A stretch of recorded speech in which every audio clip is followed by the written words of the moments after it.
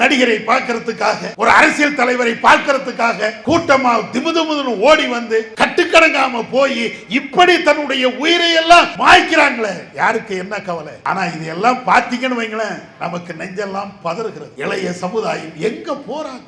உயிரை கூட மதிக்காம, என் உயிர் போனாலும் பிரச்சனை இல்லை அப்படிங்கிற அளவுக்கு இப்படி போறாங்களே. நல்ல காரியத்திற்காக விட்டா கூட மனசு ஆறும். ஆனா இத மாதிரி ஒரு அற்ப விஷயத்திற்காக உயிரை கொடுக்கிறான் என்றால் எவ்வளவு மோசமான நிலை. கொஞ்சம் யோசிச்சு பாருங்க. இது எல்லாம் மாறும். நம்ம இளைஞர்கள்ட்ட இந்த மோசமான பண்புகள், மோசமான பழக்க வழக்கங்கள், இது எல்லாமே மாறணும். அதுக்கு நேர்மையை கடைபிடிங்க, நல்ல சிந்தனையை வளர்த்துக் கொள்ளுங்கள். இதை வளர்ப்பதற்குத்தான், இதை சொல்வதற்குத்தான் இந்த மாநாடு. அஸ்ஸலாமு அலைக்கும் வரஹ்மத்துல்லாஹி வபரகாத்துஹு. கண்ணியம் நிறைந்த இஸ்லாமிய சகோதரர்களே, தாய்மார்களே, பிற மத நண்பர்களே, எல்லாம் வல்ல ஏக இறைவனுடைய சாந்தியும் சமாதானமும் நம் அனைவர்கள் மீதும் எல்லா நேரத்திலும் நிலவட்டுமாக என்ற பிரார்த்தனையோடு என்னுடைய இந்த உரையை நான் ஆரம்பம் செய்கிறேன். அன்பு மிகுந்த சகோதரர்களே,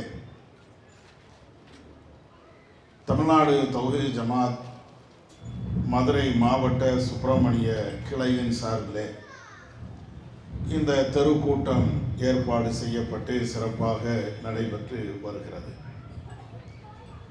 இந்த கூட்டத்திலே இளைஞர்கள் எழுச்சி மாநாடு ஏன் எதற்கு என்ற ஒரு தலைப்பு எனக்கு வழங்கப்பட்டு இருக்கிறது. இன்ஷா அல்லாஹ் எதிர் வருகின்ற 6ஆம் தேதி, அதாவது வருகின்ற வாரம் ஞாயிற்றுக்கிழமை, மதுரையிலே இளைஞர்கள் எழுச்சி மாநாடை நம்முடைய ஜமாத்தின் சார்பிலே நடத்த இருக்கிறோம். இந்த மாநாடு நடத்துவதற்கு முன்பாக முன்மாதிரி முஸ்லிம் இளைஞர்கள் என்ற ஒரு செயல் திட்டத்தை கடந்த 4 மாத காலமாக நம்முடைய ஜமாத்து அறிவித்து ஒவ்வொரு பகுதிகளிலையும் அது தொடர்பான பிரச்சாரங்கள் நடைபெற்று வருகிறது. அதனுடைய இறுதி கட்டமாகத்தான் தென் மண்டல இளைஞர்கள் எழுச்சி மாநாடை ஜமாத்தின் சார்பிலே நடத்த இருக்கிறோம்.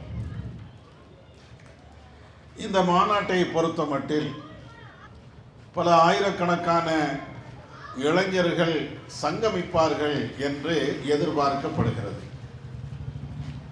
இந்த மாநாட்டை ஏன் நம்முடைய ஜமாத்து நடத்துகிறது என்பதை விளக்கக்கூடிய விதமாகத்தான் இந்த தலைப்பு எனக்கு வழங்கப்பட்டு இருக்கிறது.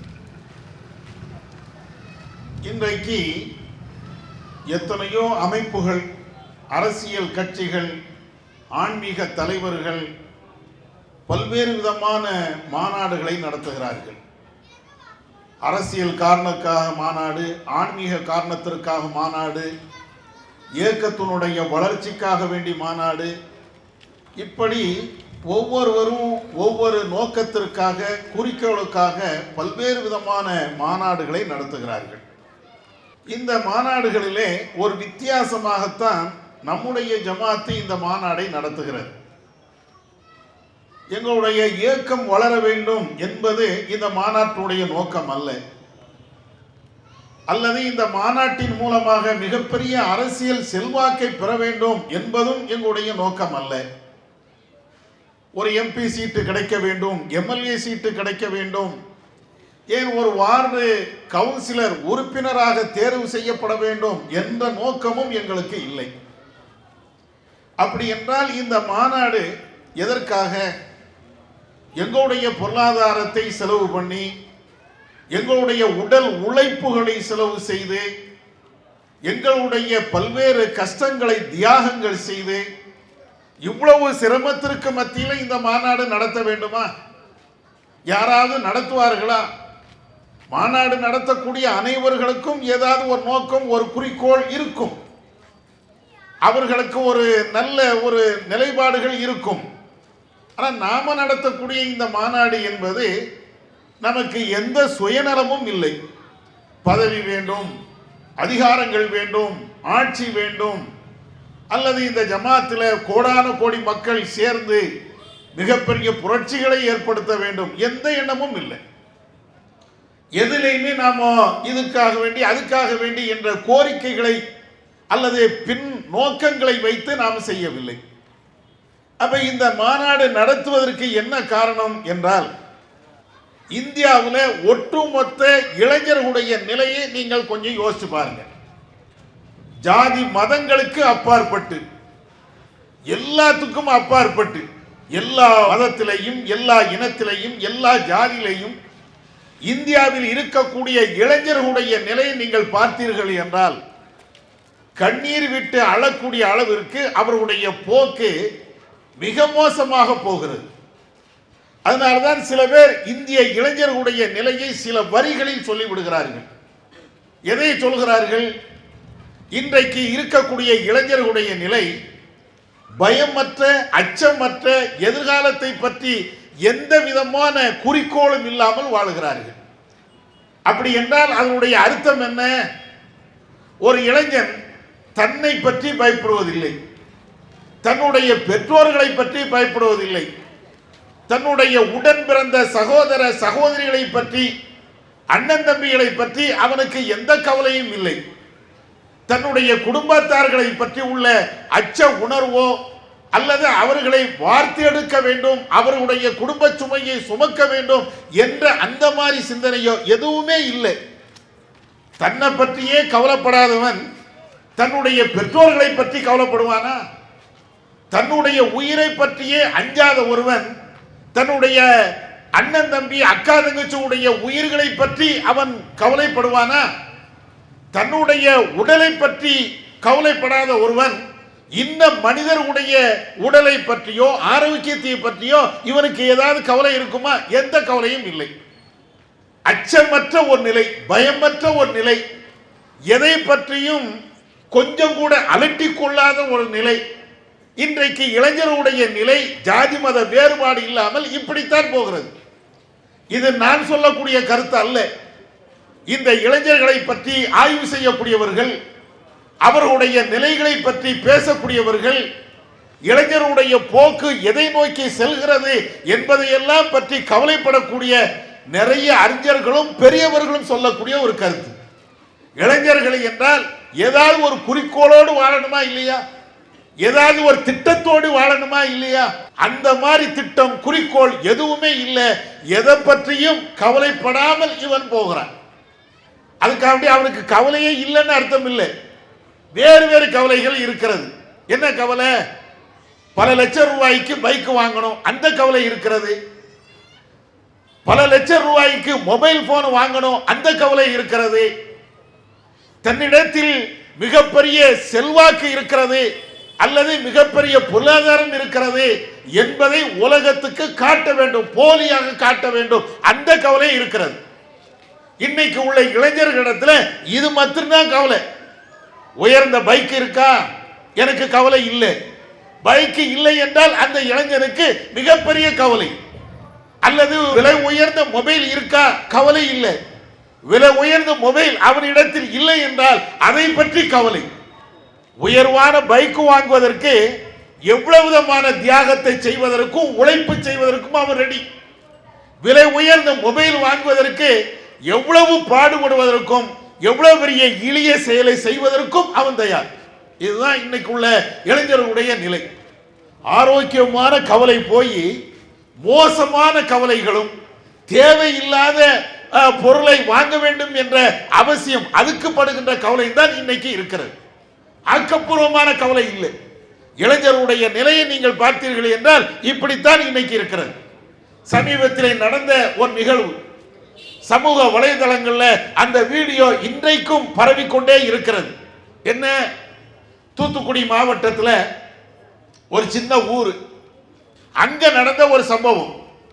2 பேர் வராங்க, ஹெல்மெட் போட்டிருக்கிறாங்க, முகத்தை மறைச்சு இருக்கிறாங்க, பைக்கில் வராங்க. அப்படியே பைக்கில் வேகமாக வராங்க. ஒரு கடை பக்கத்தில் அந்த பைக்கை நிப்பாட்டுதாங்க. உள்ள போறாங்க. ஒரு லேடி இருக்கிறாங்க, ஒரு பெண், அவங்க தான் உட்கார்ந்து கடையை நடத்துறாங்க. உள்ள போய் அந்த பொருள் வேணும் இந்த பொருள் வேணுமே அப்படின்னு சாதாரணமா பேசிட்டே இருக்கிறாங்க. அந்த பெண்ணும் அங்க அந்த பொருள் இருக்குது இங்க இந்த பொருள் இருக்குது அப்படின்னு சொல்லிக்கிட்டே இருக்கிறாங்க.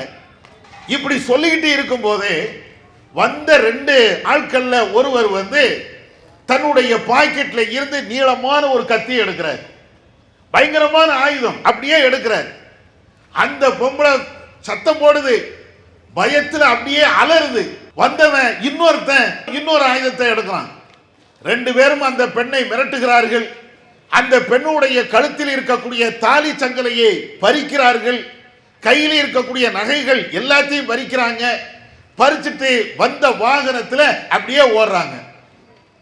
இப்படி 2 பேர் வந்தாங்களே, அந்த இளைஞர்கள் இந்த பெண்ணுடைய கழுத்தில் கடந்த அந்த சங்கிலியை அறுத்து விட்டு போகிறார்களே, எடுத்துக்கொண்டு ஓடுகிறார்களே, இவங்க வயசு என்ன இருக்கும்னு நினைக்கிறீங்க? அந்த வீடியோ நீங்க பார்த்தீர்கள் என்றால் ஒரு 16 வயசுல இருந்து 18 வயசு அது மாதிரி தான் இருக்கும். ரொம்ப சின்ன பிள்ளைங்க. இந்த பிள்ளைங்க இந்த பருவத்தில் இருக்கக்கூடிய இந்த இளைஞர்கள் ஒரு 18 வயசு 19 வயசு நிரம்பாத இது மாதிரி உள்ள ஆட்கள் கையில் ஆயுதத்தை எடுத்து ஒரு பெண்ணுடைய தாலி சங்கிலியை பறிக்கிறார்கள் என்றால், தங்க சங்கிலியை அபகரிக்கிறார்கள் என்றால், அதுவும் கத்தியை காட்டி மிரட்டி இவ்வளவும் செய்கிறார்கள் என்றால் இந்த துணிவு எங்க இருந்து வந்தது? இது போன்ற சிந்தனை இளைஞர்களுக்கு எங்க இருந்து வந்தது? யாராவது யோசிச்சாங்களா? நம்ம நாட்டை ஆளுகிறார்களே, மத்தியில மாநிலத்தில் எல்லா பகுதியிலும் ஆளுகிறார்களே, இளைஞர்கள் இப்படி சீர்கெட்டு போகிறார்களே, கத்தியை காட்டி கொள்ளை அடிக்கிறாங்களே. ஒரு 40 வயசுல கொள்ளை அடிக்கிறான், 50 வயசுல கொள்ளை அடிக்கிறது தப்பு, திருடுவது தப்பு, அது தனி மேட்ரு. ஆனாலும் ஒரு 40 வயசுல 50 வயசுல இதை செய்யறான்னா அதனுடைய நிலை வேறு.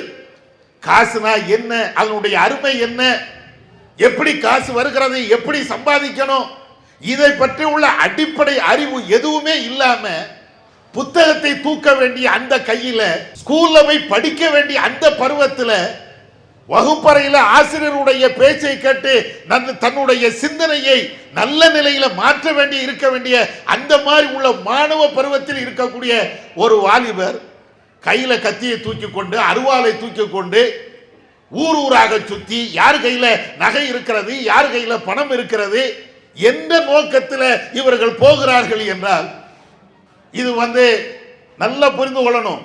இது மத விவகாரமே கிடையாது, ஜாதி விவகாரம் கிடையாது, எல்லா மதத்திலையும் இருக்கிறது. இது போன்ற போக்கு கடும் செயல்கள் ஏன் இவங்கள்ட்ட தான் இருக்குது அவங்கள்ட்ட தான் இருக்குதுன்னு சொல்ல முடியாது. எல்லா மதத்திலையும் இளைஞர்கள் என்று நீங்கள் பார்த்தீர்கள் என்றால் சில பேர் விதிவிலக்கு நல்ல பிள்ளைங்க இருக்கிறாங்க. ஆனால் வேறு கோணத்தில் நீங்கள் பார்த்தீர்கள் என்றால் இத மாதிரி இளைஞர்கள் இருக்காங்களா இல்லையா? எவ்வளவு மோசமான ஒரு போக்கு, எவ்வளவு அநியாயமான ஒரு போக்கு. இதை கொஞ்சம் யோசிச்சு பாருங்க. ஏன் இந்த பிள்ளைங்க இப்படி தருதலையாக போறாங்க? அவர்கள் இந்த நாட்டுக்கு செய்ய வேண்டிய சேவைகள் ஏராளமாக இருக்கிறது. எதிர்காலத்தை தீர்மானிக்கக்கூடிய அதிகாரமும் ஆற்றலும் அவனுக்கு இருக்குது. அவனுடைய குடும்பத்தார்களை கவனிக்க வேண்டிய அந்த பொறுப்பு அவனுக்கு இருக்குது. இது ஒரு பக்கம் இப்படி போய்கிட்டே இருக்கிறது. இன்னொரு பக்கத்தில் நீங்க பார்த்தீர்கள் என்றால் அவனுடைய அந்த பருவத்தில் இருக்கக்கூடிய ஒரு பாலிய சிந்தனை. எந்த பிள்ளையாவது பார்த்து லவ் பண்ணணும், யார் கூடயாவது ஓடணும், பெற்றோர்களை எதிர்க்கிறாங்களே அது கவலை இல்லை. பெண் பிள்ளையை பெற்ற குடும்பத்தார்கள் நடுத்தரில் நிற்பாங்களே அது எனக்கு கவலை இல்லை. அல்லது அந்த பெண்ணை பெற்றெடுத்தவர்களுடைய அண்ணன் தம்பி அவன் ஏதாவது பேசுவானே அதை பத்தி கவலை இல்லை. இவன் கூட பிறந்தவங்க அல்லது இவனுடைய பெற்றோர்கள் அவங்க நடுத்தருக்கு வந்துடுவாங்க அதெல்லாம் கவலை இல்லை. நான் ஒரு பெண்ணை விரும்பிவிட்டு உயிரை கொடுத்தாவது அந்த பெண்ணை அணிந்தே தீருவேன், ஏன் உயிர் போனாலும் பிரச்சனை இல்லை, இதுல இருந்து நான் மீள மாட்டேன் என்ற நிலையில எத்தனை இளைஞர்கள் இன்னைக்கு இருக்கிறாங்க. இதெல்லாம் நான் கதை சொல்லல, கற்பனையில சொல்லல. ஒவ்வொரு நாளும் நீங்கள் செய்தித்தாள்களில் பார்த்தாலும் சரி, அப்படி இல்லை என்றால் சமூக வலைதளங்களில் பார்த்தாலும் சரி, இது போன்ற சம்பவங்கள் ஏராளம் ஏராளம். சில இளைஞர்கள் இருக்கிறான், அவன் விரும்பிய பெண்ணை கிடைக்கவில்லை என்றால் உடனே தற்கொலைக்கு போ, தன்னுடைய உயிரை மாய்த்து விடுகிறான். எத்தனை சம்பவங்கள்! இவன் விரும்பிய பெண்ணை கிடைக்கவில்லை என்பதற்காக அல்லது அந்த பெண் வீட்டை சார்ந்தவர்கள் தரவில்லை என்பதற்காக உலகம் இதோடு முடிந்து போய்விட்டது, இனிமேல் எனக்கு வாழ்க்கையே தேவையில்லை என்று தூக்கு மாட்டியோ அல்லது வேற எங்கேயாவது போய் மருந்த குடித்தோ அல்லது ரயில் முள் பாய்ந்தோ பஸ் உள்ள குளிஞ்சோ எத்தனை விபத்து, எத்தனை தற்கொலை நடக்கிறது. கடைசி நீங்க பாத்தீங்கன்னா அந்த பெற்றோர்கள் இந்த பையனை வளர்ப்பதற்கு எவ்வளவு பாடுபட்டிருப்பாங்க. அவனை பெற்றெடுத்ததுல இருந்து இந்த 18 வயசு 20 வயசு வரையிலையும் அவனை வளர்க்கிறதுக்கு எவ்வளவு கஷ்டப்பட்டிருப்பாங்க. வளர்க்கிறது மட்டுமில்ல, ஒவ்வொரு பருவத்தை அவன் கடக்கின்ற பொழுது தன்னுடைய பிள்ளைங்க ஒரு 5 வயசை கடக்கும் போது, 10 வயசை கடக்கும் போது, 15 வயசை கடக்கும் போது அந்த பெற்றோர்களுக்கு இந்த பையனை பற்றி உள்ள எவ்வளவு கற்பனைகள் இருந்திருக்கும். எவ்வளவு அப்படியே தவழ்ந்துகிட்டே இருக்கிறான், இப்ப எஞ்சி நடக்கிறான். அங்க இருந்து பெற்றோருடைய அந்த கற்பனை கூடிக்கிட்டே இருக்கும். இதுவரையும் தவழ்ந்தான், இப்ப எஞ்சி நடக்கிறான். இதுவரையும் பேசல, இப்ப அம்மா என்று பேசுகிறான். இப்போ ஓரளவுக்கு பேச வந்துட்டான், ஓரளவுக்கு ஓடி ஆடுகிறான். ஸ்கூல்ல போய் சேர்க்கிறாங்க. எவ்வளவு கற்பனை. அதுவும் எல்கேஜில போய் சேர்ப்பாங்க.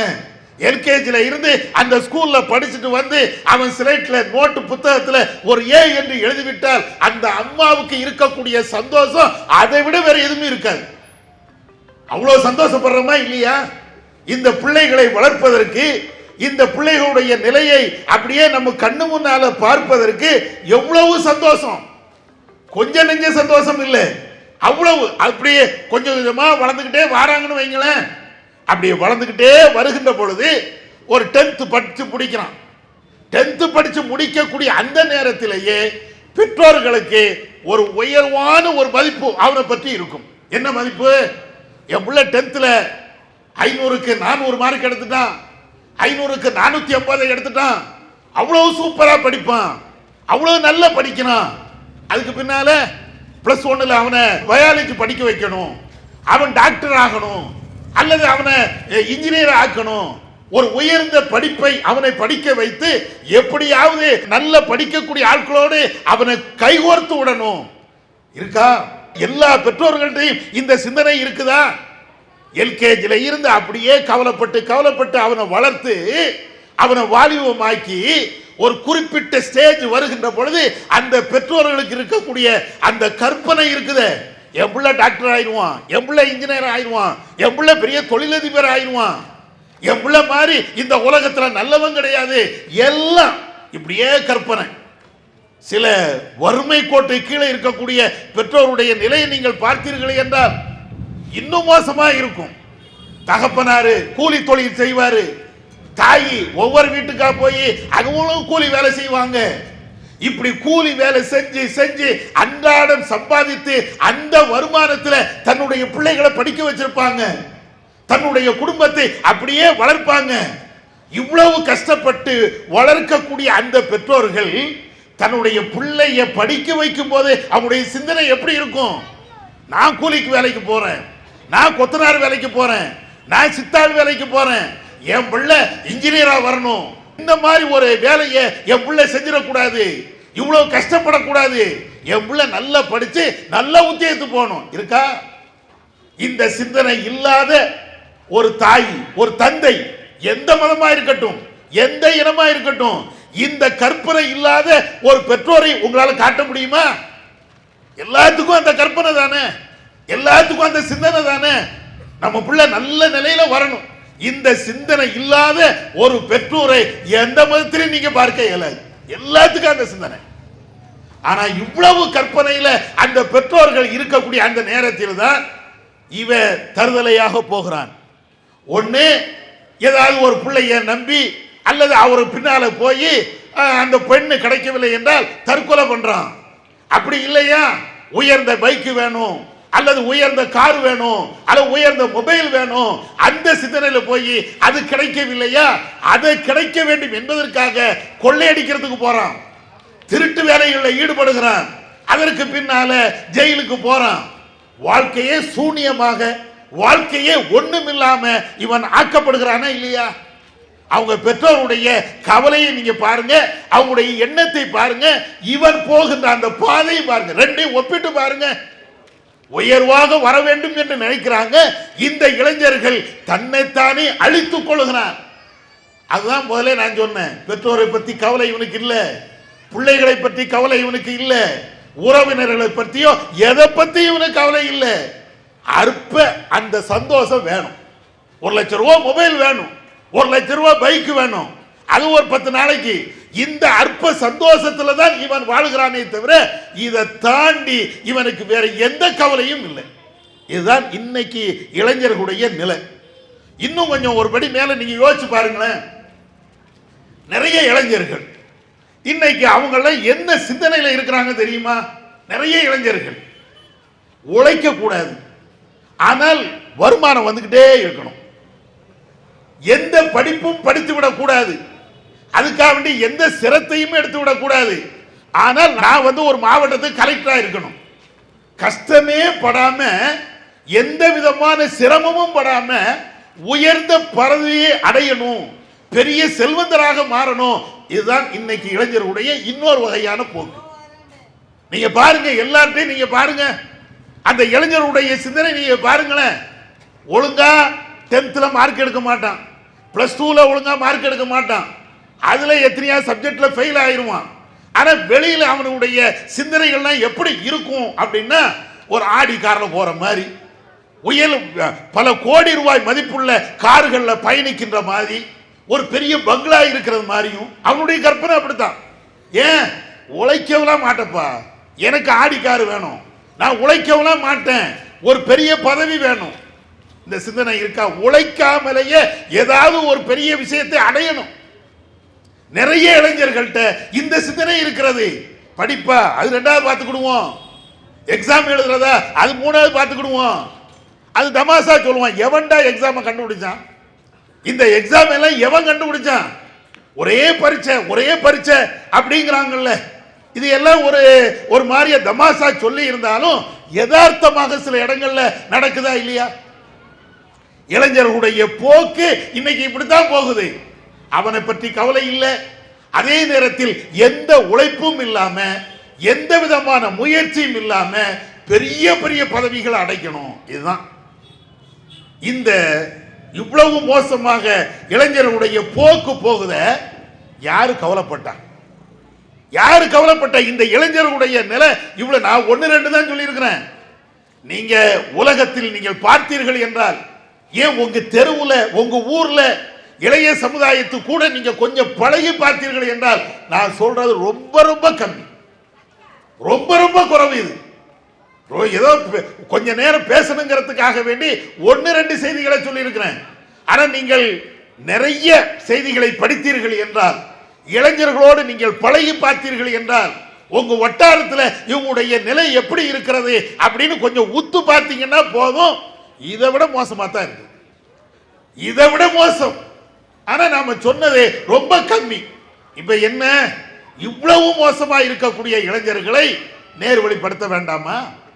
சரியான பாதைக்கு அவங்கள கொண்டு வர வேண்டாமா? எப்படினாலும் போகலாம் அப்படின்னு தருதலையா விட்டுறலாமா? யாருடைய பொறுப்பு, யாருடைய கடமை? இதை நம்ம யோசிக்கத்தான் வேணும். எல்லா பெற்றோர்களும் இதை பற்றி சிந்திக்கத்தான் வேண்டும். அப்ப இத மாதிரி இளைஞர்களுடைய நிலைப்பாடுகள் இவ்வளவு மோசமாக போய்கொண்டே இருக்கிறது. இன்னும் சொல்ல போனா உங்க சிந்தனையில உள்ள ஒன்றுதான். அது என்ன? மொபைல் போனு, விலை உயர்ந்த பைக்கு, படிக்க கூடாது, பெற்றோர்களை மதிக்க கூடாது, இப்படிங்கிறது ஒரு பக்கம் போனாலும் இன்னொரு பக்கம் இருக்கிறது. அது என்ன? சில இளைஞர்களை நீங்கள் பார்த்தீர்கள் என்றால் போதை, எப்ப பார்த்தாலும் போதை. நம்ம என்ன நினைக்கிறோம்? என் புள்ள சாராயம் குடிக்க மாட்டான், என் புள்ள டாஸ்மார்க்லாம் போக மாட்டான், அதெல்லாம் தங்கமான ஒரு புள்ள அப்படின்னு நம்ம நினைச்சிட்டு இருக்கிறோம். டாஸ்மார்க்கு வச்சிருக்கிறாங்க. அந்த டாஸ்மார்க்ல போய் நீங்க புள்ளி விவரத்தை எடுத்து பார்த்தீங்கன்னா 16 வயசு பையனோ 18 வயசு பையனோ அங்க போறது இல்லை. அது அரசாங்கம் சொல்லக்கூடிய புள்ளி விவரம் தான். அங்க யார் போறான்? ஒரு 35 வயசு 40 வயசு அந்த மாதிரி ஆட்கள் தான் டாஸ்மார்க்லாம் போறாங்க. அப்ப 18 வயசு 15 வயசு இவையெல்லாம் இன்னைக்கு போதையில சீரழிகிறானே. டாஸ்மாக் போய் சீரழிதான். அவன் பயன்படுத்தக்கூடிய போதை வேற. அந்த சாராயத்தை குடிச்சிட்டு அந்த போதையில மயங்கி இவங்க இல்லை. இவன் பயன்படுத்தக்கூடிய போதை பொருட்களை எல்லாம் நீங்கள் பார்த்தீர்கள் என்றால் நமக்கு வாயிலேயே வராது அந்த பேரெல்லாம். கஞ்சா, அபீனு, இத மாதிரி உள்ள வஸ்துக்கள் அது நம்ம கேள்விப்பட்டிருப்போம். இப்ப இருக்கக்கூடிய லேட்டஸ்டா வரக்கூடிய போதை பொருட்களுடைய பேரு எனக்கெல்லாம் தெரியாது. நீங்க நெட்ல தட்டி பாருங்களேன், வாட்ஸ்அப்ல அல்லது சமூக ஊடகங்கள்ல நீங்க லேட்டஸ்ட் போதை பொருள் அந்த பேரையெல்லாம் நீங்க பாருங்க, ரொம்ப ஆச்சரியமா இருக்கும். சரி, அது என்ன கிலோ கணக்கில் இருக்குமா? அவ்வளவு போட்டா தான் போதை வருமா? நிறைய இருந்தா தான் போதை வருமா? அப்படிலாம் கிடையாது. ஒரு டாஸ்மாகில் போய் சாராயம் மாதிரி உள்ள ஒரு மது பாட்டில் குவார்டர் அடிச்சா தான் இவனுக்கு போதையே வருது, அல்லது ஃபுல்லா அடிச்சா தான் போதை வருது. ஆனா இந்த மாதிரி பொருள் இருக்குது, போதை பொருள். அந்த பொருளை நீங்கள் பார்த்தீர்கள் என்றால் கிலோ கணக்கில் தேவையில்லை, பாட்டில் கணக்கில் தேவையில்லை. அது ஒரு 1/2 கிராம் இருந்தா போதும். 1/2 கிராம் 1/4 கிராம் அவ்வளவுதான். இந்த நகத்துல வச்சு கூட அதை கொண்டுறாங்க.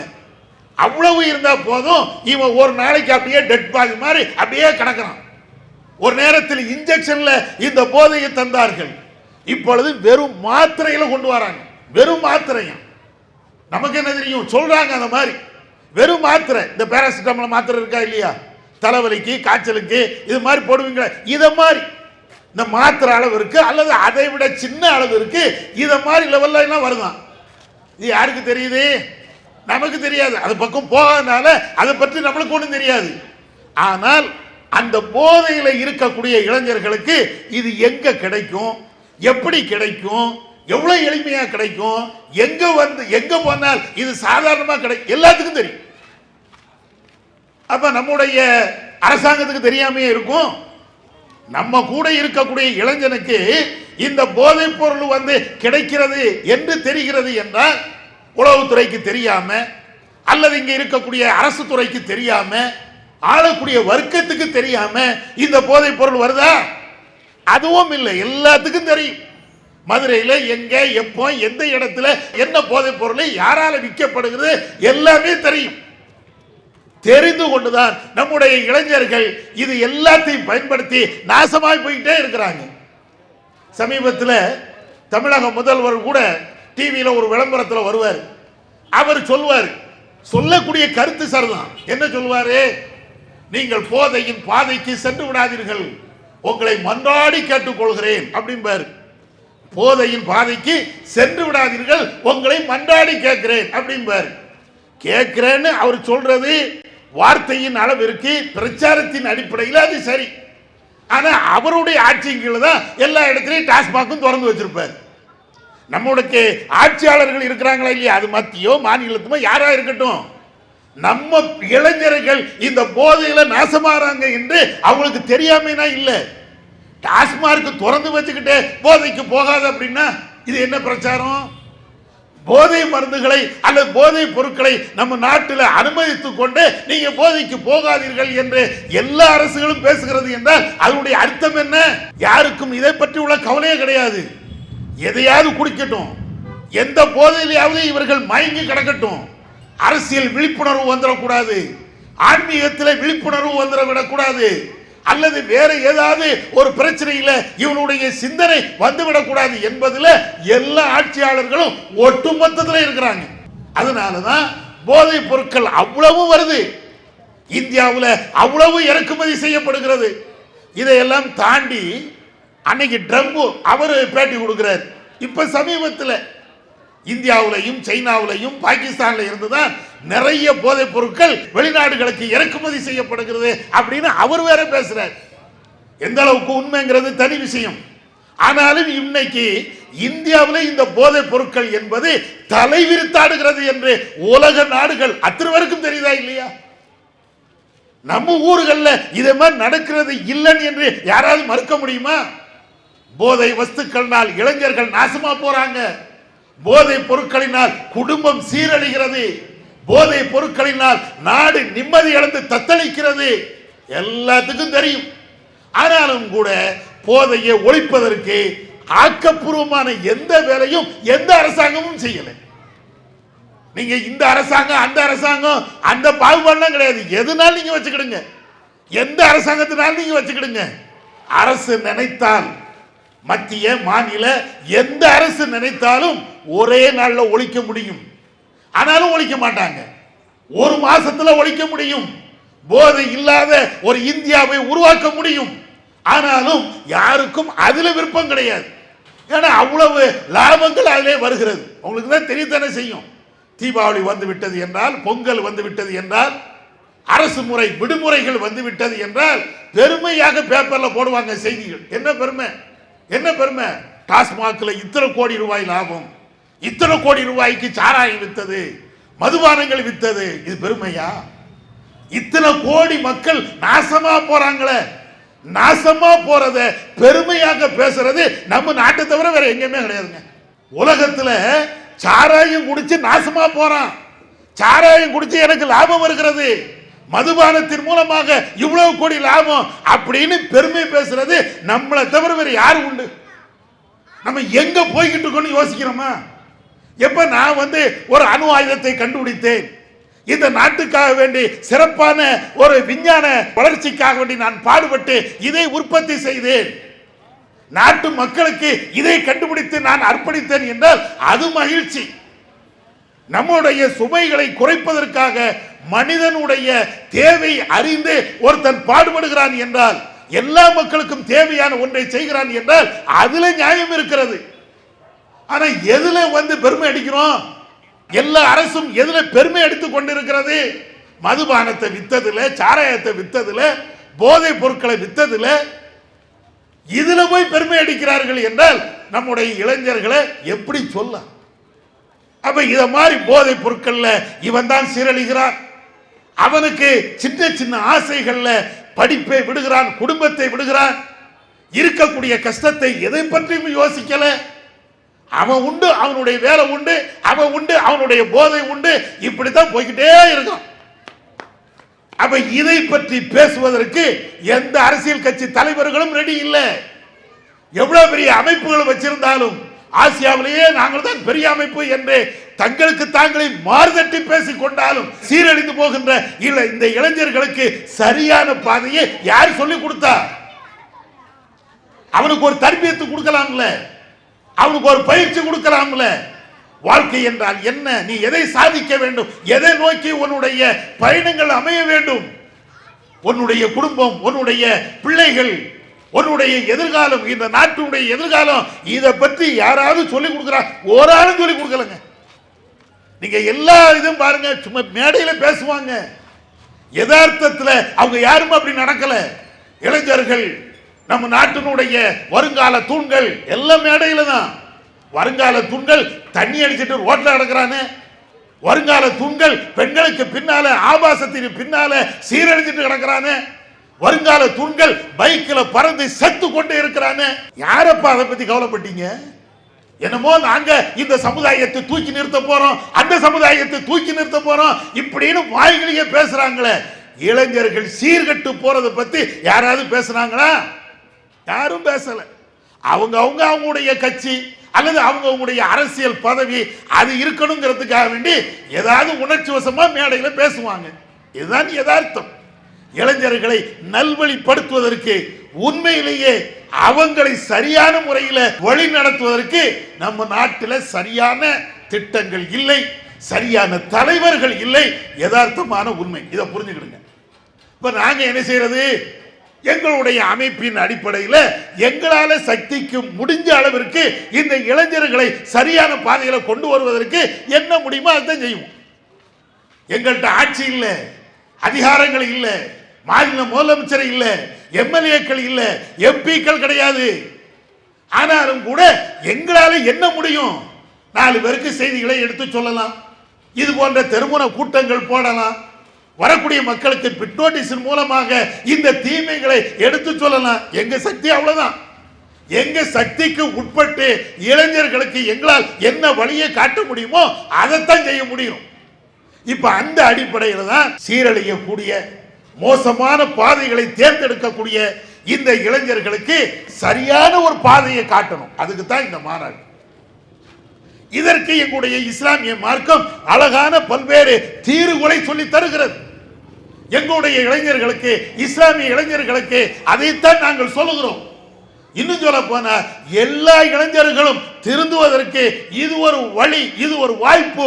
இதையும் நாங்கள் சொல்லி தருகிறோம். எங்களுடைய மார்க்கத்தை, இஸ்லாத்தை நீங்க கொஞ்சம் படிச்சு பாருங்க. முஸ்லிம்களே இன்னும் படிக்கிறது இல்லை. நிறைய முஸ்லிம்கள் இஸ்லாத்தை பத்தியே படிக்கிறது இல்லை. அதனாலதான் நிறைய சண்டைகள், நிறைய புரிதல்ல ஏற்படுகின்ற மிஸ்டேக்குகள். இஸ்லாத்தை முஸ்லிம்களே படிக்கலன்னா இன்னொரு ஆட்கள் எப்படி படிப்பாங்க? நம்மளே படிக்கிறது இல்லை. இப்ப அந்த அடிப்படையில் நீங்க பாருங்க, இந்த மது அதுல இளைஞர்கள் சீரழிறாங்க. இஸ்லாம் என்ன சொல்கிறது? இன்னமல் ஹம்ரு வல் மைசிரு வல் அன்சாபு வல் அஸ்லாமு ரிஜ்சும் மின் அமலி ஷைத்தான் ஃபஜ்தனிபூஹு. எங்களுடைய வேதம் பேசுகிறது. எப்பா மதுபானம் இருக்கா இல்லையா? இந்த மதுபானம், சூதாட்டம் ஆடுகிறீர்களே இந்த சூதாட்டம், இவைகள் எல்லாமே தீய வழிமுறைகள், சைத்தானிய வழிமுறைகள். அதை விட்டுருங்கப்பா. நீங்க முதிய வயது உடையவர்களாக இருந்தாலும் சரி, இளைய வயது உடையவர்களாக இருந்தாலும் சரி, ஆணாக இருந்தாலும் பெண்ணாக இருந்தாலும் சரி, இந்த தீமையை நீங்க செய்யாதீங்க. எங்களுடைய வேதம் இப்படி பேசுகிறது. மதுவின் பக்கம் நீ போயிடாத, போதையின் பக்கம் நீ போயிடாத, விபச்சாரத்தின் பக்கம் நீ போயிடாத. உன்னுடைய காசை அழிக்கக்கூடிய சூதாட்டம் இருக்கிறத, அந்த சூதாட்டத்தின் பக்கம் தலை வச்சு கூட படுத்துறாத. எங்க வேதம் எப்படி சொன்னாலும் முஸ்லிம் இளைஞர்கள் சில பேர் இதை கேட்கிறதும் இல்லை. ஆனால் நபியுடைய காலகட்டத்தில் அன்னைக்கு இருந்த இளைஞர்கள் நபி அவர்கள் இந்த வசனத்தை, இந்த வேத வரிகளை சொன்ன உடனே எல்லாருமே கேட்டாங்க. எந்த அளவுக்கு என்றால், இஸ்லாமிய மார்க்கத்தில் இருக்கக்கூடிய இன்னொரு சட்டம், ஆரம்ப காலகட்டத்தில், அதாவது நபி அவர்கள் இஸ்லாத்தை சொல்லக்கூடிய ஆரம்ப காலகட்டத்தில் எல்லாருமே மதுவில் தான் இருந்தாங்க. முஸ்லிம்களும் சரி, முஸ்லிம் அல்லாதவர்களும் சரி, எல்லாரும் தண்ணி அடிப்பாங்க. மதுவில் தான் அவங்க வாழ்க்கையே கழியும். இப்படித்தான் இருந்தாங்க. இப்படி இருக்கக்கூடிய இந்த நேரத்தில் இஸ்லாம் குர்ஆன்ல ஒரு வசனத்தை இறக்கிறது. எப்பா நீங்க மதுவின் பக்கம் போயிடாதீங்க, மதுவை நீங்க குடிச்சிடாதீங்க. மதுவை குடிச்சிட்டீங்க அப்படின்னு சொன்னாச்சுன்னா உங்களுடைய அறிவு எல்லாமே நாசமா போயிடும் அப்படின்னு சொல்லி சொல்லுது. உடனே நபி அவர்கள் இப்படி சொன்ன உடனே, அதாவது அன்னைக்கு இன்னைக்கு இருந்த மாதிரி கஞ்சா கிடையாது, இன்னைக்கு இருந்த மாதிரி அபீன் கிடையாது, இன்னைக்கு இருந்த மாதிரி போதை மாத்திரைகள் அன்னைக்கு கிடையாது. அன்னைக்கு மது அப்படின்னு சொன்னா இன்னைக்கு சாராயம் சொல்றோமா இல்லையா, அதுதான் அன்னைக்கு மதுவாக இருந்தது. அதைத்தான் அவங்க குடிச்சிட்டு இருந்தாங்க. அதை பெரிய பெரிய பானைகள்ல, பெரிய பெரிய பாத்திரங்கள்ல ஊத்தி வச்சிருப்பாங்க. எல்லா வீட்லயும் அது இருக்கும். முகமது நபி இப்படி சொல்லிட்டாங்க, மது ஹராம், மது தடை இப்படின்னு சொன்ன உடனே அன்னைக்கு இருந்த பெரிய பெரிய நபி தோழர்கள், வாலிப பிள்ளைங்க எல்லாருமே நபி அவர்கள் சொன்ன உடனேயே அந்த மது பாத்திரங்கள் எல்லாத்தையும் உடைச்சாங்க, மதுக்களை எல்லாத்தையும் தெருவில் கொட்டி இனிமேல் குடிக்க மாட்டோம் அப்படின்னாங்க. ஒரே ஒரு வார்த்தை, முகமது நபி சொன்னாங்க மதுவை கூடாதுன்னாங்க. எங்களுடைய இறைவன், ஏக இறைவன் சொன்னான் மது இனிமேல் கூடாதுப்பா. அப்படி சொன்ன மாத்திரத்திலேயே அந்த செகண்ட்லயே மதுவை எல்லாத்தையும் ரோட்ல கவுத்து ஒண்ணு வேண்டாம். எப்படி இருந்தது? இன்னைக்கு அப்படி இல்லை. எப்பா மது குடிக்காத அப்படின்னா நீ என்னடா என்ன திருத்த வார, ஒன்ன போட்டுருவேன் அப்படிங்கிறான். நிறைய இடங்கள நடக்கா இல்லையா? மது வேண்டாம், போதை வேண்டாம் அப்படின்னு நீங்க சொல்லி பாருங்க. ஒரு குறிப்பிட்ட ஆட்கள்கிட்ட போய், போதை பழக்கத்தில் இருக்கக்கூடிய ஆட்கள்கிட்ட போய், ஏண்டா போதையில சீரழித அப்படின்னு சொல்லி பாருங்க, உன் வேலையை பாருமா. இன்னும் கொஞ்சம் அழுத்தமா நீங்க சொல்லி பாருங்க, மரியாதை பேரு அப்படிமா. இன்னும் கொஞ்சம் அழுத்தமா சொல்லி பாருங்க, நாளைக்கு நம்மளை போட்டு தள்ளிடுவான். நடக்கா இல்லையா? நீ கீழக்கரையில் நம்முடைய ஜமாத்து பக்கத்தில் போதை வஸ்து. அப்ப நம்ம நிர்வாகிகள் சொல்றாங்க, எப்பா போதையெல்லாம் இங்க வைக்காத, இங்க எல்லாம் அதை செய்யாத, இதெல்லாம் தப்பு, நீனும் திருந்து அடுத்தாலையும் திருத்த விடு, வாழ விடு அப்படின்னாங்க. ஒருக்க ரெண்டு தடவை சொல்லி பார்த்தாங்க, கேட்கவே இல்லை, சரின்னு விட்டுட்டாங்க. மூணாவது நாள் அவன் என்ன செய்யறான்னா, நம்ம ஆளு யாரு அவன்கிட்ட போய் போதையை விடு அப்படின்னாங்களோ அவனை கரெக்டா பார்த்து கரெக்டா குத்துறான். குத்துனா கொஞ்ச நெஞ்ச அடி இல்லை, அவருடைய உயிருக்கே ஆபத்து. அந்த உயிருக்கு ஆபத்து மதுரையில் கொண்டு போய் சேர்த்து இப்ப நல்லா இருக்காரு. போலீஸ்ல போய் சொன்னா அவங்க அழகான கூலா ஒரு பதிலை சொல்லிட்டாங்க, பாய் உங்களை யார் போய் குடியாரன்ட்டு போய் பேச சொன்னா? எப்படி பதில் பாருங்களேன். போதையில் உள்ளவன்ட்டு போய் உங்கள்கிட்ட யார் பேச சொன்னா? அதெல்லாம் உங்களுக்கு தேவைன்னா உங்க மக்கள்கிட்ட பேசிட்டு போங்க பாய். இன்னும் சொல்ல போனா அங்க நம்ம மக்கள் தான் போதை, அது வேற, முஸ்லீம்கள் தான். நீங்க போதையில் உள்ளவன்ட்டு போய் நீங்க ஏன் திருத்துறீங்க? நாடு எங்க போகுதுன்னு தெரியுதா? எப்ப போதையில இருக்காதான்னு சொல்ல வழி இல்லை. சொன்னா நம்முடைய உயிருக்கும் உத்தரவாதம் இல்லை.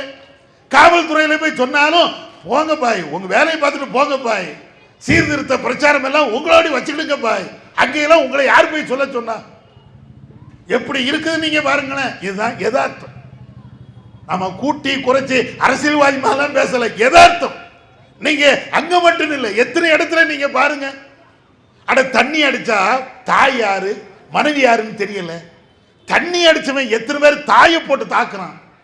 பெத்த தாய் அந்த தாயை போட்டு கொலை பண்றானே, எவ்வளவு வருத்தமா இருக்குது.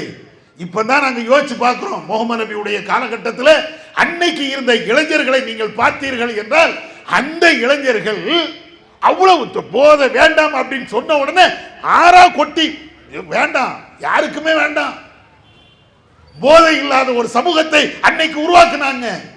அதுக்கு இன்னொரு காரணம், அன்னைக்கு இருந்த அரசாங்கமும் அப்படி இருந்தது. அரசாங்கமும் அப்படி இருந்தது. சும்மா போதை ஒழிப்பு, போதை கூடாது என்பது மட்டும் பிரச்சாரம் பண்ணல. அன்னைக்கு இருந்த அரசாங்கம் எந்த அளவுக்கு நடவடிக்கை எடுத்தது என்றால், ஒரு மனிதன் இந்த சட்டத்தை தாண்டி போதை கூடாது, அந்த மதுவை குடிக்க கூடாது, அந்த சட்டத்தை தாண்டி ஒருத்தன் குடிச்சா அப்படின்னு சொன்னா பப்ளிக்ல வச்சு அடினாங்க, ரோட்ல விட்டு அடினாங்க. ஒன்னு ரெண்டு பேரும் குடிச்சாங்க, நபி தோழர்கள் அவங்கள வந்து ரோட்ல வச்சு அடிச்சாங்க. ரோட்ல வச்சு அடிய கொடுத்தால், அரசாங்கமே அந்த ஒரு தண்டனையை கொடுத்தால் மது ஒழியுமா ஒழியாதா? இன்னைக்கு எப்படி இருக்குது? எப்ப மது குடிக்காத, போதைக்கு போயிடாத அப்படின்னா அவன் நம்மள வந்து அடிக்கிறான், நம்ம தான் ஜெயிலுக்கு போக வேண்டி இருக்குது. ஆனா அன்னைக்கு உள்ள காலம் எப்படி அப்படின்னா, போதையில் யார் ஈடுபட்டாலும் 4 அடியை கொடு, 4 அடியை கொடுத்தா அவன் திருந்துவான். முதல்ல சொல்லி பார்க்கிறோம், சொல்லி பார்த்து திருந்தல ஜெயில வை, இன்னைக்கு இருக்குதுல்ல சட்டம். அப்ப இதை ஒழுங்காக பயன்படுத்தல, அதான் யதார்த்தம். அப்ப நபியுடைய காலகட்டத்தில் இப்படி அவங்க எல்லா விஷயத்திலையும் இப்படி ஒழிச்சாங்க. அதே மாதிரி இன்னொரு விஷயத்தை நீங்க பாருங்க, அன்றைக்கும் இன்னைக்கு இருந்த மாதிரி பொம்பளை சோக்கை இருக்கத்தான் செஞ்சது. பெண்களை பாலியல் அந்த வன்புணர்வு செய்யக்கூடிய சூழல் அன்னைக்கும் இருந்தது.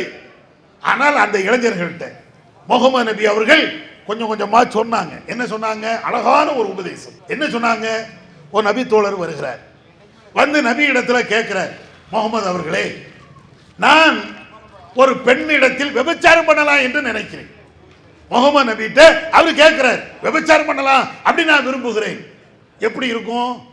முகமது நபி அந்த தீமையை எதிர்த்துதான் பிரச்சாரம் பண்றாங்க, பெண்களுக்கு உண்டான மரியாதையை கொடுக்க வேண்டும் என்று பிரச்சாரம் பண்றாங்க.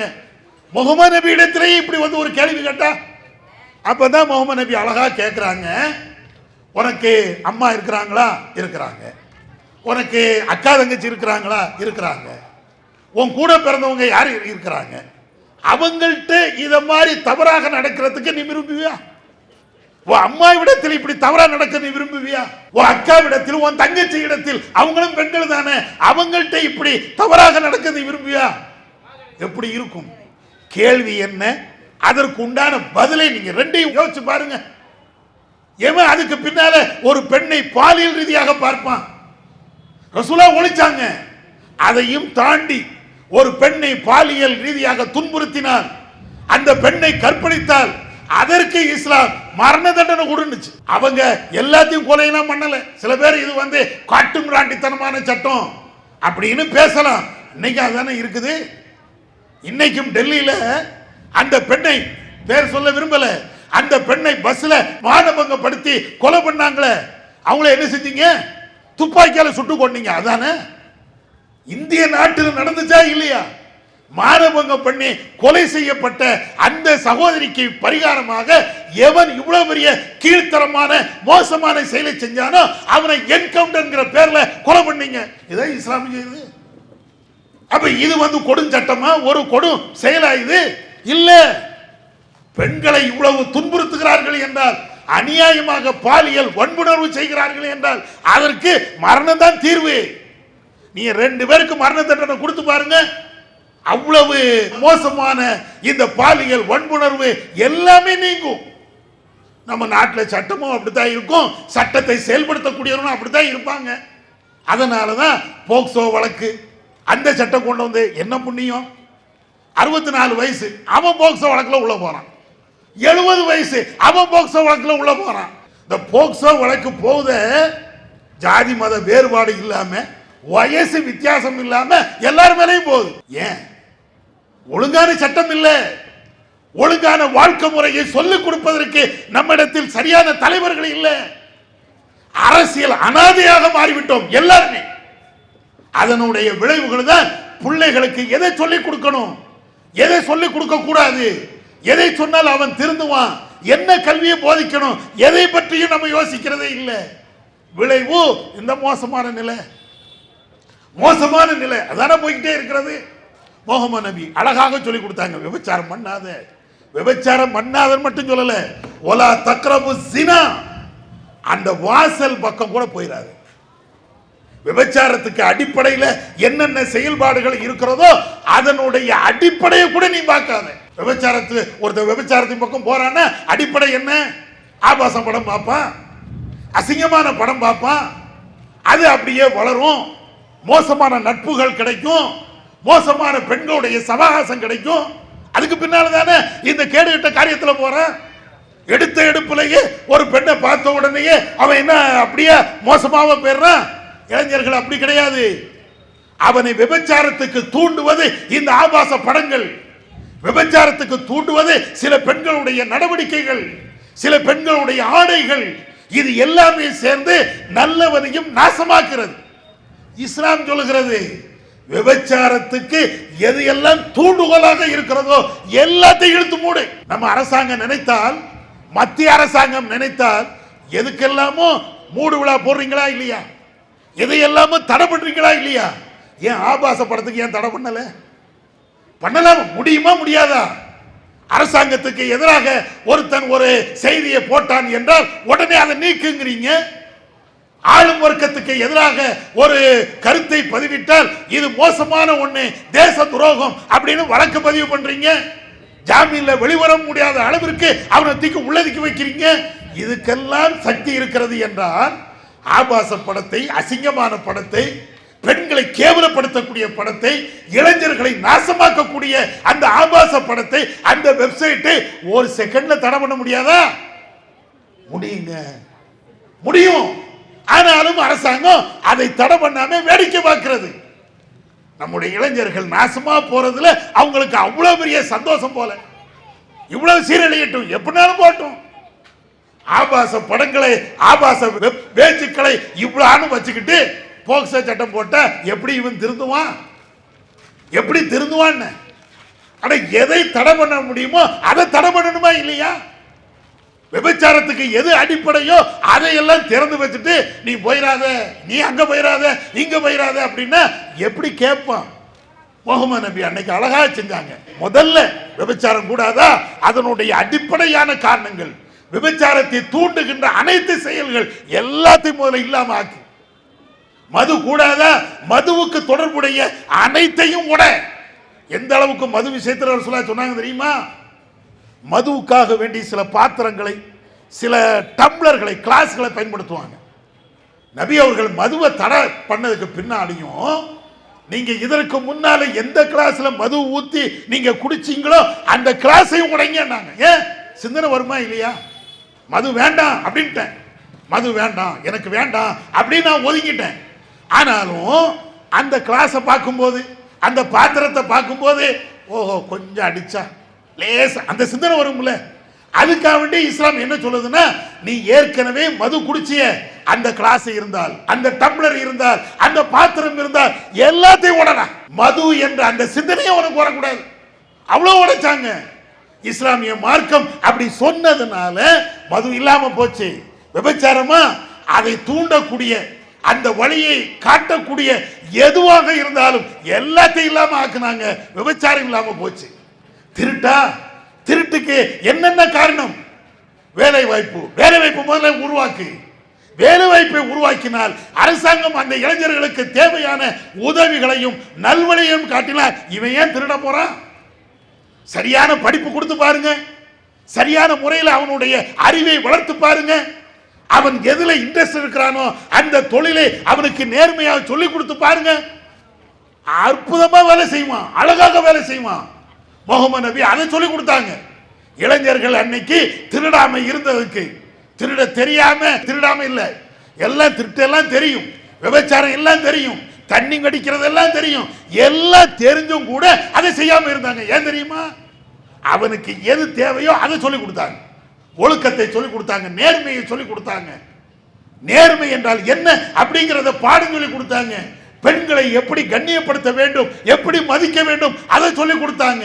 அடுத்தவருடைய உரிமை என்ன, அடுத்த வீட்டுக்காரனுடைய உரிமை என்ன, இதை சொல்லி கொடுத்தாங்க. வியாபாரம் செய்வதாக இருந்தால் அதுல மோசடி பண்ணாத, அதுல பொய் பேசாத, யாரையும் ஏமாத்தாத, எல்லாத்தையும் சொல்லி கொடுத்தாங்க. இப்படி எல்லாம் நேர்மையை பேசுறதுனால அவன் கரெக்டா போய்கிட்டே இருந்தாங்க. நபி தோழர்கள் திருந்துவதற்கு அதுதான் காரணம். அரசாங்கம் அவ்வளவு செயலையும் அங்க சொல்லி கொடுத்துக்கிட்டே இருந்தது. இன்னைக்கு நமக்கு சொல்லி தரத்துக்கு ஆள் இல்லை, வழிகாட்டுவதற்கு ஆள் இல்லை. அதனாலதான் இவ்வளவு மோசம். இந்த அடிப்படையில் தான் இந்த நேர்மையான பாதையை நீங்க தேர்ந்தெடுங்க. இளைஞர்களுக்கு நாங்கள் சொல்வது அதுதான், நீங்க நேர்மையை தேர்ந்தெடுங்கள், அநியாயத்தின்பால் போயிடாதீங்க. அக்கிரமத்தை செய்யறதுக்காக வேண்டி யார் உங்களை அழைத்தாலும், யார் உங்களுடைய உணர்ச்சியை தூண்டிவிட்டாலும் அங்க நீங்க போயிடாதீங்க. அது நம்மளை அழிச்சிரும், நம்மளை நாசமாக்கிறோம், நம்முடைய வாழ்க்கையை இல்லாம ஆக்கிறோம். 4 பேர் தூண்டி விடுவான், அதை செய் இதை செய், அது சரியா சிந்தி, அதை சிந்திச்சு பார். அவன் சொல்றது சரியா, அவன் சொல்றது நேர்மையா, அல்லது பொய் சொல்றானா, அல்லது விட்டடிக்கிறானா, என்ன அதை யோசிப்பார். சிந்தனைக்கு இஸ்லாம் அருமருந்தாக, அவனுக்கு தேவையான அந்த சிந்தனையை வளர்க்கக்கூடியதாக இஸ்லாம் இருந்தது. அதைத்தான் இப்பவும் நாங்களும் சொல்றோம். எல்லா மக்களுக்கும் நாங்கள் சொல்றது என்னன்னா, நீ தவறான பாதையை விடணுமா, உன்னுடைய அறிவை நேர்மையை ஆக்கிக்கொள், நீ நேர்மையை கடைபிடி, எல்லா விஷயத்திலையும் நேர்மையை பார், பொய் பேசாம இருந்து பார், ஏமாத்தாம இருந்து பார், பித்தலாட்டம் பண்ணாம இருந்து பார், அடுத்தவனுடைய சொத்துக்கு ஆசைப்படாம இருந்து பார், பதவிக்கோ அந்தஸ்துக்கோ மரியாதைக்கோ நீ யாரையும் எதிர்பார்க்காம இருந்து நீ பார். அப்படி நீ வாழ்ந்து பாரு, உன்கிட்ட எதுவுமே வராதுப்பா. நேர்மையை விட்டதின் காரணத்தினாலதான் இவ்வளவு சிக்கல்கள் வருகிறது. இன்னும் சொல்ல போனா நடிகர்களுக்கு பின்னால இன்னைக்கும் இளைஞர் பட்டாளம் என்னப்பா சாதிச்சுட்டாங்க. இந்த நடிகர்கள் யாரா இருக்கட்டுமே, எந்த நடிகர்களா என்ன சாதிச்சுட்டாங்க கொஞ்சமா யோசிச்சு பாருங்களேன். அவங்க இப்படி டாட்டா காட்டுனா உனக்கு சோறு வந்துருமா? அவங்க உங்களை பார்த்து சிரித்து விட்டால் உனக்கு அறிவு வந்துருமா? நம்ம அப்படி ஏமாந்துரும். ஒரு அரசியல் தலைவரை பார்க்கிறதா இருந்தா அல்லது நடிகர்களை பார்க்கிறதா இருந்தால் அங்க போறோம் இங்க போறோம். இன்னைக்கு உள்ள செய்தி என்ன, ஒரு அரசியல் தலைவர் அவர் இப்ப அரசியல்ல இறங்கி நடிகர் அவர் வருகிறார், 31 பேர் இறந்திருக்கிறாங்க, 31 பேர் இறந்திருக்கிறதாக செய்திகள் வருகிறது. எல்லாரும் யாரு, எல்லாரும் யாரு நினைக்கிறீங்க? எல்லா இளைஞர்களா தான் இருப்பாங்க. எப்படி அந்த உயிர் அநியாயமா யாரும் இதை பத்தி கவலைப்பட மாட்டேங்கிறாங்க. அநியாயமாக இப்படி கொல்லப்படுறாங்களே. ஒரு நடிகரை பார்க்கறதுக்காக, ஒரு அரசியல் தலைவரை பார்க்கறதுக்காக கூட்டமா திமுதுமுதுன்னு ஓடி வந்து கட்டுக்கடங்காம போய் இப்படி தன்னுடைய உயிரை எல்லாம் மாய்க்கிறாங்களே. யாருக்கு என்ன கவலை? மத்திய அரசு, மாநில அரசு, எல்லா அரசியல்வாதிகளும் சேர்த்தா நான் சொல்றேன். இவங்க உயர்ந்தவங்க அந்த பாகுபாடு எங்களுக்கு கிடையாது, எல்லாருமே. ஆனா இது எல்லாம் பார்த்தீங்கன்னு வைங்களேன், நமக்கு நெஞ்செல்லாம் பதறுகிறது. இளைய சமுதாயம் எங்க போறாங்க? உயிரை கூட மதிக்காம, என் உயிர் போனாலும் பிரச்சனை இல்லை அப்படிங்கிற அளவுக்கு இப்படி போறாங்களே. நல்ல காரியத்திற்காக விட்டா கூட மனசு ஆறும். ஆனா இத மாதிரி ஒரு அற்ப விஷயத்திற்காக உயிரை கொடுக்கிறான் என்றால் எவ்வளவு மோசமான நிலை. கொஞ்சம் யோசிச்சு பாருங்க. இது எல்லாம் மாறணும். நம்ம இளைஞர்கள்ட்ட இந்த மோசமான பண்புகள், மோசமான பழக்க வழக்கங்கள், இது எல்லாமே மாறணும். அதுக்கு நேர்மையை கடைபிடிங்க, நல்ல சிந்தனையை வளர்த்துக் கொள்ளுங்கள். இதை வளர்ப்பதற்குத்தான், இதை சொல்வதற்குத்தான் இந்த மாநாடு. எல்லாரும் வாங்க, எல்லா இளைஞர்களும் வாங்க, ஒவ்வொரு இளைஞர்களும் வாங்க. ஜாதி மத வேறுபாடு இல்லாம நம்ம எதை சாதிக்கணும், நம்முடைய எதிர்கால நோக்கம் என்ன, எதை நோக்கி போகணும், நம்முடைய பயணம் எப்படி அமைத்துக் கொள்ளணும், நம்முடைய வாழ்க்கையை எப்படி அமைத்துக் கொள்ளணும். இதுக்காக வேண்டி எல்லாருமே நீங்க வாங்க, நேர்மையாக வாழ்வதற்கு அத்தனை பேரும் நாம பழகுவோம். இளைஞர்கள் என்றால் நேர்மையானவர்கள், நேர்மை என்றால் இளைஞர்கள் என்பதை இந்த உலகத்திற்கு நம்ம காட்டுவோம் என்று சொல்லிக்கொண்டு என்னுடைய உரையை நிறைவு செய்கிறேன். வாஹிர் தவானா அல்ஹம்துலில்லாஹி ரப்பில் ஆலமீன். அஸ்ஸலாமு அலைக்கும் வரஹ்மத்துல்லாஹி வபரகாத்துஹு. அல்லாஹு அக்பர், அல்லாஹு அக்பர்.